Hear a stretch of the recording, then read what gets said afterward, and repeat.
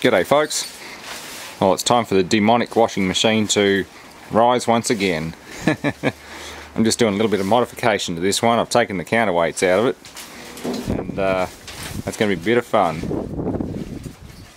Now, traditionally these ones tend to shed their springs, so I'm going to modify some trampoline springs or the existing springs so that they don't release from the top of the casing and drop the unit on top of the motor. The last one of these I did, it dropped the unit on the motor and completely smashed all the mounts off it and smashed the motor and caused a short circuit, and that was the end of it. There was really nothing to see. It did it instantaneously. It was just bang dead because it's completely hammered the motor into the ground and the bottom of the casing. So this one's going to get a little bit more better treatment. And speaking of treatment, this was dropped off by one of Dad's friends, employers or contractors. And funny thing is, they delivered it in the back of an old ambulance. So yeah, it's come in for some emergency surgery. I've removed the big heavy 60-pound tumour, and it's time to see if the patient lives and how long it takes to die. It's kind of funny in a bad way. But there's really, as soon as you get rid of the weights, there's nothing in them. Like, there's no weight in them. All the weight is in there. Big thick concrete counterweights, or vibration absorption counterweights, whatever they're used for.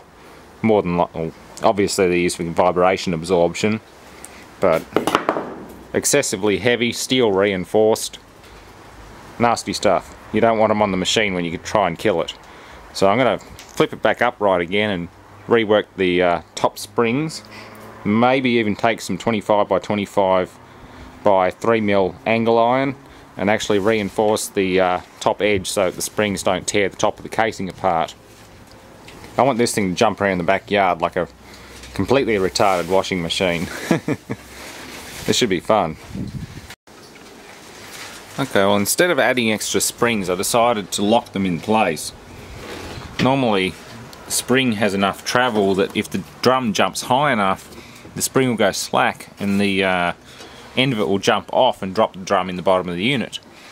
I'm putting a nut and washer in between the space that it has to travel, and it's completely jammed in there. I'm going to do the same for the top and bottom of each of these springs, and we should be pretty right to go. And I'm also using blue Loctite on the threads, and I might even grab the bolt cutters and just pinch the end of that stud or the thread so that it cannot undo itself.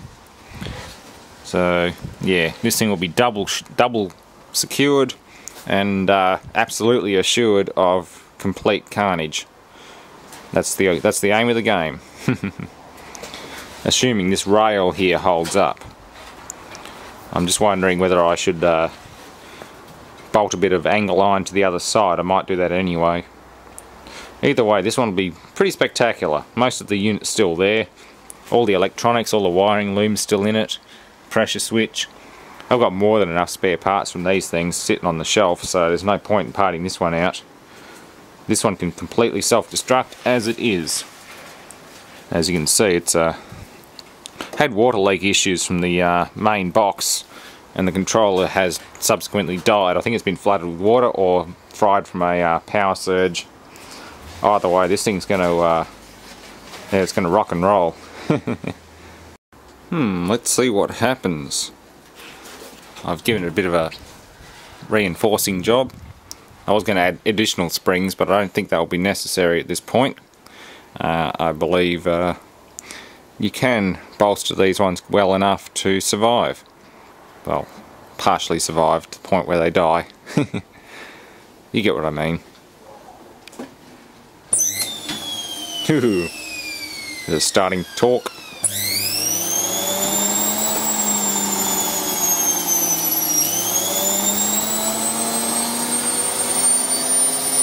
That's an empty drum.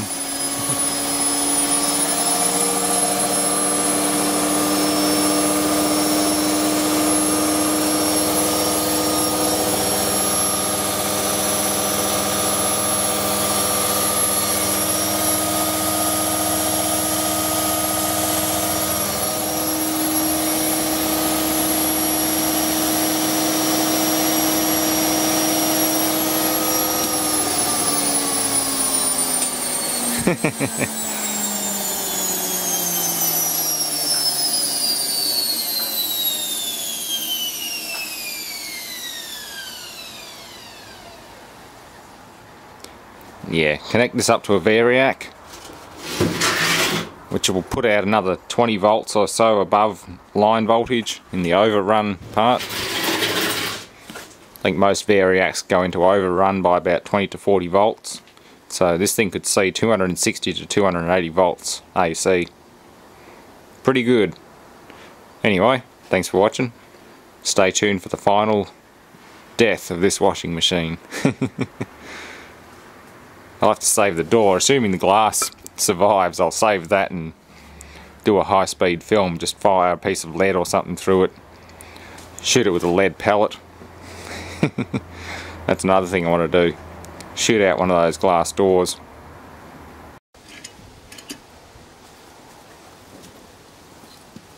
One kilogram brass slug. Let's see what happens. And crank up the speed.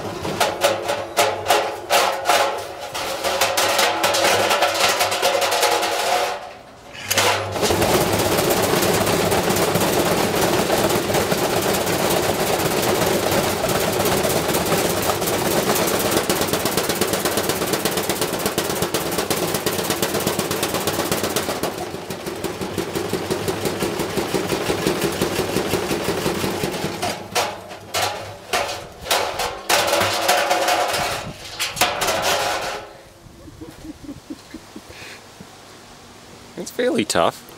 Let's have a look. Oh, completely lost the back of it.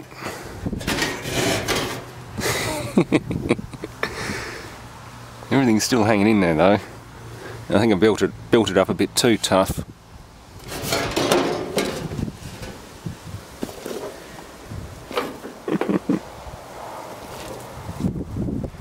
It's incredibly loud though. Like, it's pretty bad.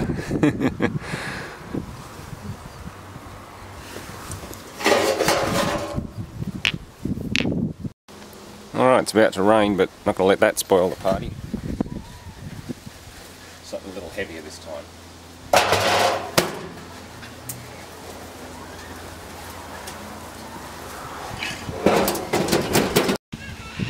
Yeah, that's a bit of a mess.